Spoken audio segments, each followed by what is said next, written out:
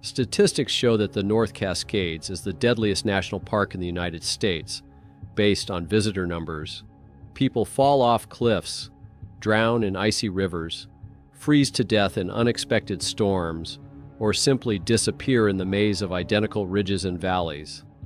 Rescue operations here are difficult and expensive because the dense forest canopy blocks thermal imaging cameras on helicopters, and the terrain creates dead zones for communication. Sometimes people are found half a mile from the trail only after weeks, and sometimes they are not found at all. In August 2024, these mountains took a man for 30 days and returned him on the very edge of what could be called survival. Robert Schoch lived the way people live for whom movement is more critical than address.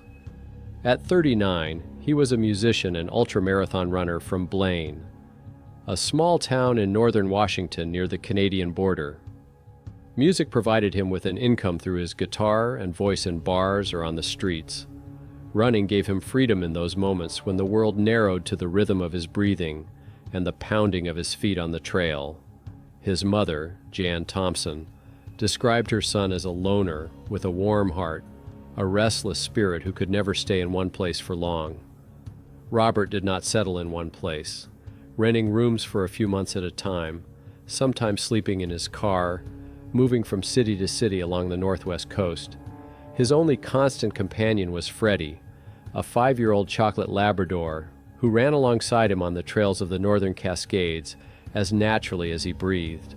Robert had been running routes in the northern Cascades for several years. His approach was based on a philosophy of minimalism. He was not a hiker in the classic sense and was not interested in multi-day trips with a heavy backpack. His goal was always simple: start fast, cover distance, and return home before dark. A light backpack, minimal gear, no extra pounds. It had worked on dozens of runs. The morning of 31st July 2024, Robert was greeted with cool air at the parking lot at Hannigan Pass, where the asphalt ends and the park begins. He got out of the car and looked at the sharp granite ridges to the east, while below, the Nooksack River roared, cold from glacial runoff. The weather was perfect.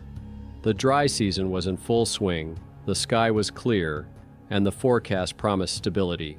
The plan was simple: about 20 miles along the trail by the Chillivack River, with a possible exit to Copper Ridge, then back before sunset. For an ultramarathon runner, this was a typical day's distance. Robert had run this route several times before and knew the prominent landmarks. Still, his last visit was 2 years ago, before the major forest fires of 2021 and 2022, which burned tens of thousands of acres in this part of the park. He checked his shoelaces twice and slung a small backpack over his shoulder, containing only a folding bowl for Freddie and an old map of the park with markings. No food, no spare clothes, no compass. His phone was fully charged, but the signal would disappear after half a mile, as it always did in these mountains.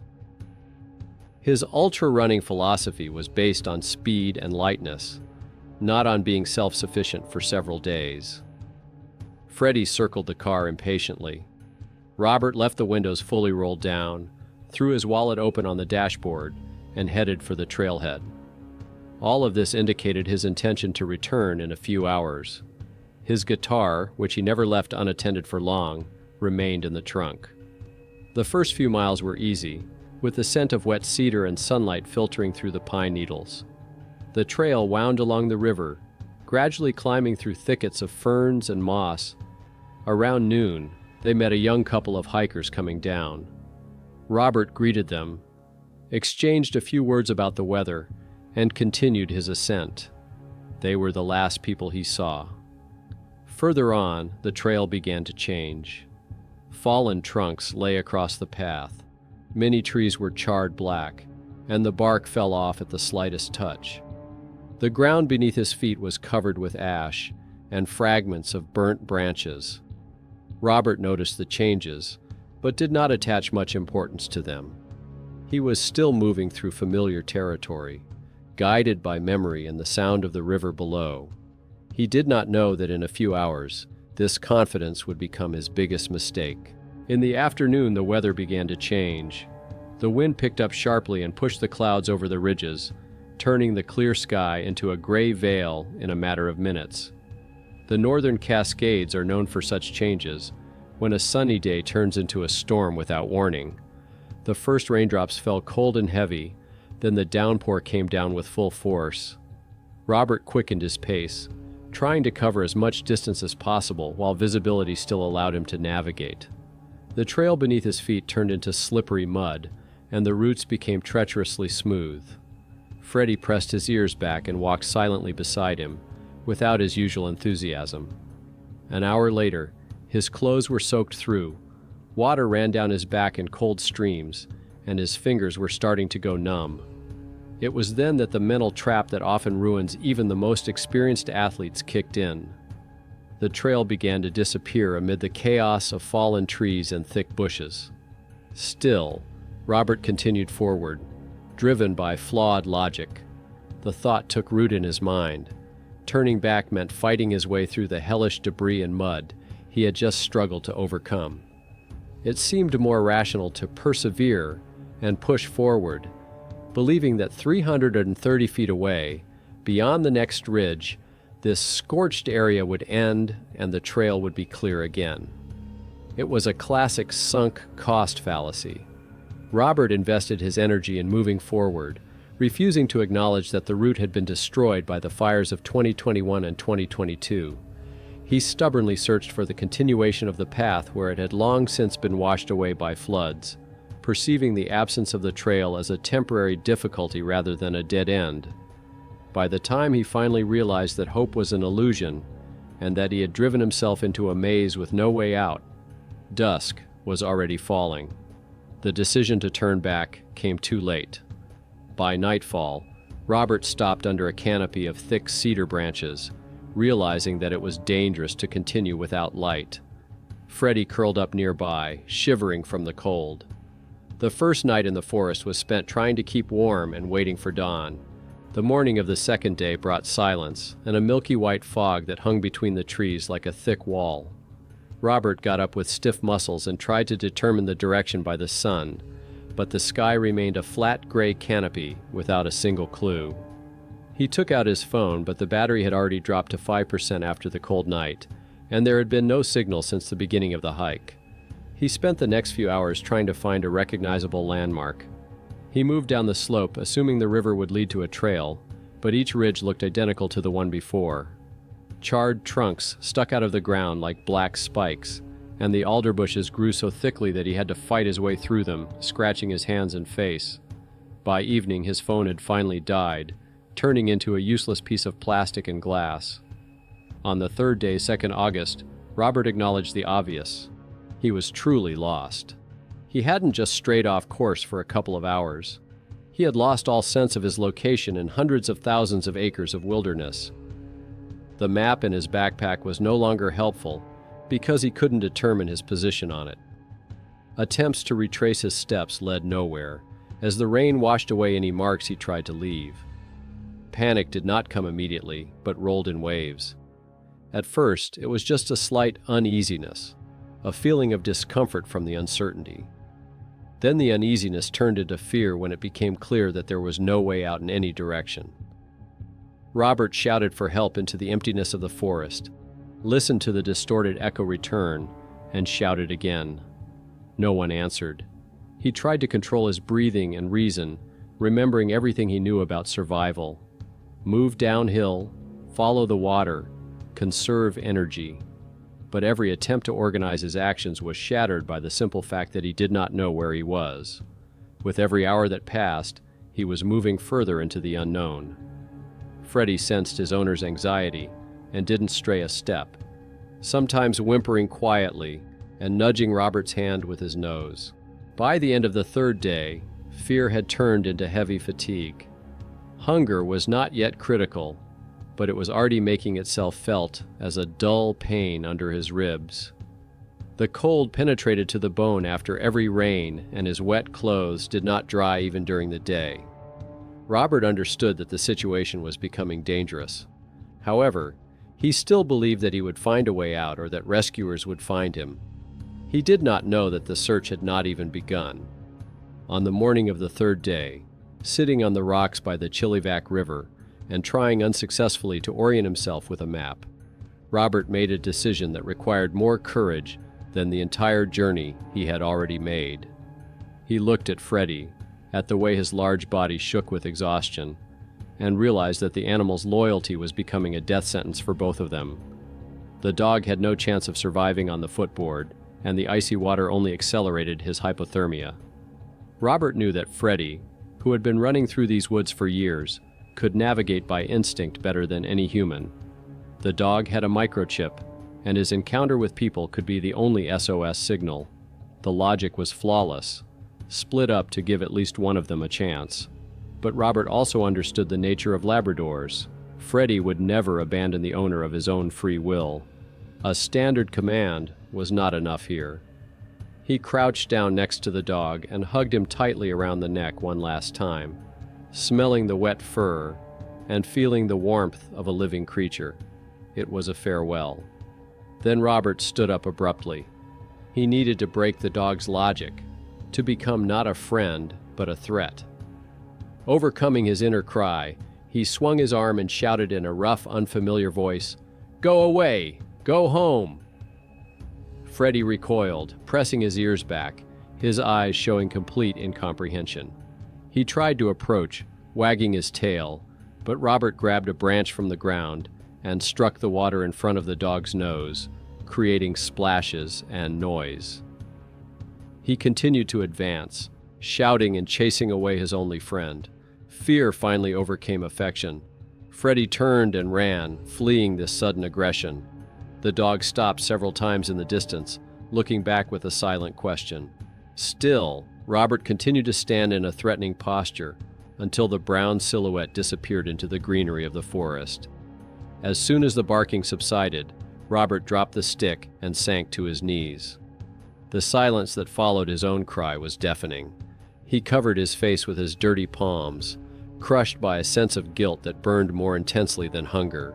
He had saved the dog by betraying its trust, and now he was truly alone in this forest. Freddie walked about 8 miles and came out to the trail along the river the next day, the 3rd of August. A group of hikers discovered a chocolate Labrador retriever circling the same section of the trail, refusing to go any further. The dog whimpered, looked toward the forest, and occasionally took a few steps back, as if trying to return, but then came back to the people. The strange behavior alarmed the hikers, and they took the dog to the nearest ranger station. When Whatcom's shelter employees scanned the microchip on 4th of August, the data led them to Robert Shook, with a temporary address in Mount Vernon, Washington. Jan Thompson answered the call late in the evening, and only then learned that her son was in the mountains at all. She was unaware of his plans for this run. On the morning of 5th of August, sheriff's deputies found Robert's car in the Hannigan Pass parking lot, untouched since 31st of July. The windows were fully rolled down. His wallet was open on the dashboard, and an acoustic guitar rested in the trunk. Everything indicated that the man would return in a few hours. Jan Thompson filed an official missing person report with the Whatcom Sheriff's Office that same day, and a search operation began immediately. But 8 miles of impenetrable forest now lay between Robert and the rescuers. After Freddie left, Robert continued down the river, using it as his only reliable guide. Water meant life, and logic suggested that the river would lead him to people, or at least to familiar places. He moved slowly, conserving his strength, stopping every hour to rest. The trail disappeared altogether, replaced by dense alder bushes and fallen tree trunks that he had to climb over or around. On the 4th day, hunger began to make itself felt as a dull, aching pain under his ribs, which grew stronger with each passing day and turned into a sharp burning sensation that gnawed at him from within. Robert found wild berries in the bushes along the shore and ate them by the handful, grimacing at their sour, bitter taste. On the 7th or 8th day, he stumbled upon a large, fleshy mushroom at the foot of a charred stump. After a moment's hesitation, he ate it whole during the day, preparing himself for poisoning, but nothing happened. The mushroom turned out to be harmless and tasted like ordinary champignons. This minor stroke of luck could not stop the process of exhaustion, but it gave him hope. He drank water straight from the river, dipping his face into the icy stream or scooping it up with his hands. It was murky from glacial runoff and so cold that it burned his throat, but it was the only source available. On the fourth or fifth day, he lost his shoes while trying to wade across the river. The current knocked him off his feet on the slippery rocks, and by the time he made it to the opposite bank, his sneakers had been carried downstream. His bare feet immediately began to bleed from the sharp gravel, and a deep wound from a thorn formed on the big toe of his left foot, which started to fester. Robert tried to light a fire several times during the first week, rubbing sticks together until his palms were blistered, but the rain kept everything wet. Without a knife or flint, fire remained unattainable. He found shelter under fallen tree trunks or in abandoned bear dens in the roots of large cedars, lining the bottom with moss. The smell was heavy and musky, but the temperature inside was a few degrees higher. Every day he shouted for help, his voice carrying through the canyon and returning as an echo, but the forest remained silent. Meanwhile, 6 miles away, the largest search operation in the park's history was underway. The official search operation began on 5 August, after Jan Thompson's statement at the Whatcom County Sheriff's Office. Over the next 2 weeks, dozens of rescuers combed through more than 100 miles of territory, using ground teams with search dogs and helicopters equipped with thermal imaging cameras. They covered all logical routes. The forest's dense canopy blocked infrared signals from the thermal imaging cameras almost completely. Cedars and spruces up to 100 feet tall created a green dome through which the equipment could not detect a human heat signature.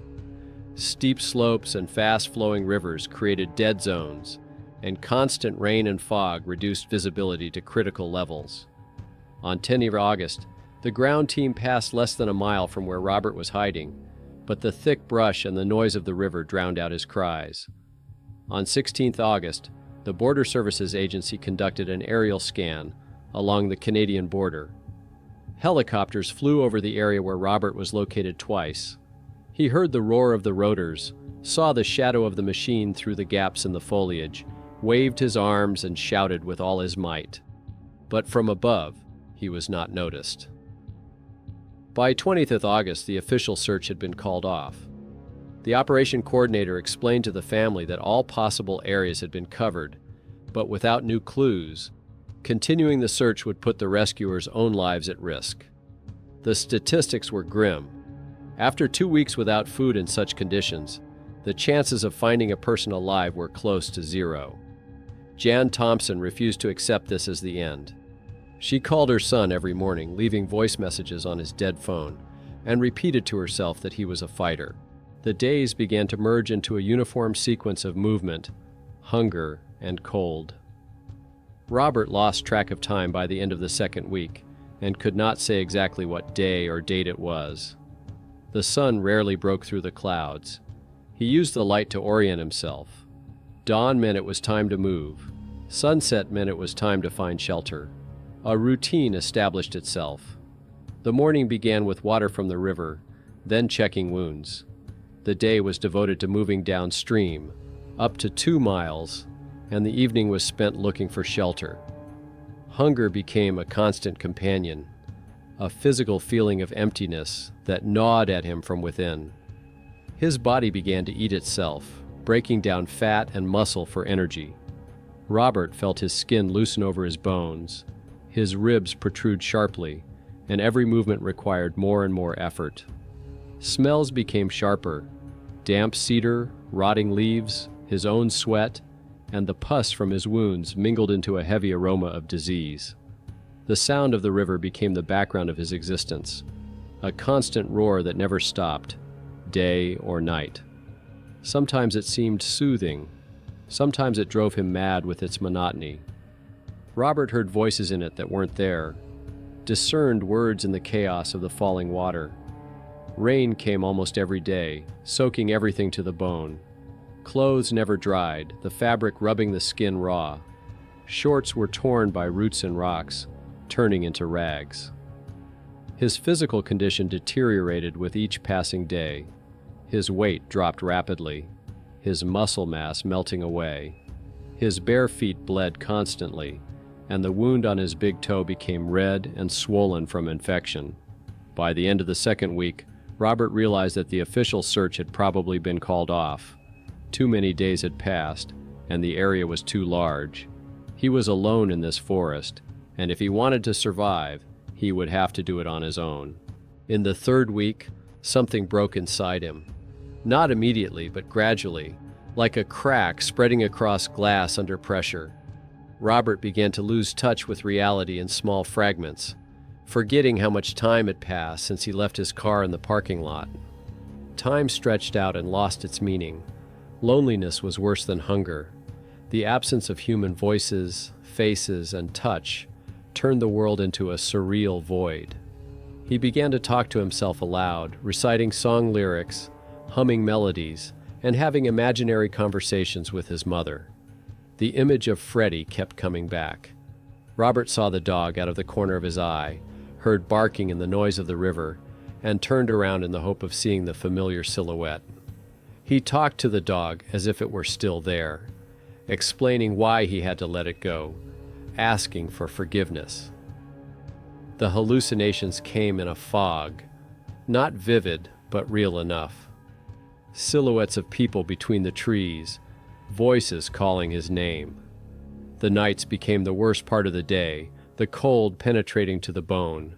Robert lay curled up, shivering so hard that his muscles cramped. Sleep came in fits and starts, full of nightmares. In the most challenging moments, the thought of simply stopping came to him. To lie down by the river and let the cold take him, to stop fighting. Robert sat on the rocks, watched the current, and thought about what would happen if he didn't get up tomorrow morning. No one would know where he died, but something kept him going. The image of his mother waiting for him at home in Ohio. The image of Freddie, who had managed to reach out to people. The memory of Jan's voice repeating that her son was a fighter. Robert didn't know if he believed it himself, but these thoughts worked as an anchor. He kept moving. Slower, weaker, but he kept going. Every morning, waking up alive, he considered a small victory. The instinct to survive proved more potent than the desire to die. But on the 18th day, the river had one last test in store for him. On the 18th or 19th day, when he could no longer count accurately, Robert decided to cross the river to the opposite bank, where there were bushes with berries. Hunger burned him so badly from within that a few handfuls of sour fruit seemed a worthy goal for the risk. He began the crossing barefoot on the slippery rocks. Still, in the middle of the river, the current was much stronger than he had expected. The flow knocked him off his feet and threw him back against a sharp granite boulder, knocking all the air out of his lungs. Robert surfaced downstream, coughing, until a sharp wave of pain spread from his heel to his thigh. He crawled onto a gravel shoal, dragging his injured leg, and realized that something serious had happened. His Achilles tendon was inflamed, and exhaustion had done the rest. He could no longer stand.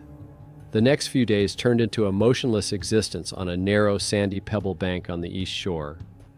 The shoal was surrounded by thick alder trees, hidden from the trail that ran less than a mile away. Robert could only move a few feet by crawling. His shorts had finally turned to rags and fallen off. Dysentery from the river water added weakness to his exhaustion. He had lost nearly 50 pounds, his skin stretched like gray paper over his bones, and sunburn covered his back with blisters. By the 25th day, he had given up hope of rescue. His thoughts became sluggish, reality blurred. A team of volunteers from the Pacific Northwest walked along that same trail by the river, tired after a 10-hour workday. 4 or 5 young people carried backpacks with tools, thinking only of the camp. One of them stopped, listened, and raised his hand. A faint, human voice rose above the roar of the river. "Help!" They dropped their backpacks and ran to the river, pushing through the bushes. On a gravel shoal between the alders, they saw what they at first mistook for a pile of rubbish. Coming closer, they realized it was a person. Robert was lying curled up, naked, his skin the color of ash, stretched so tightly over his bones that every rib was clearly visible.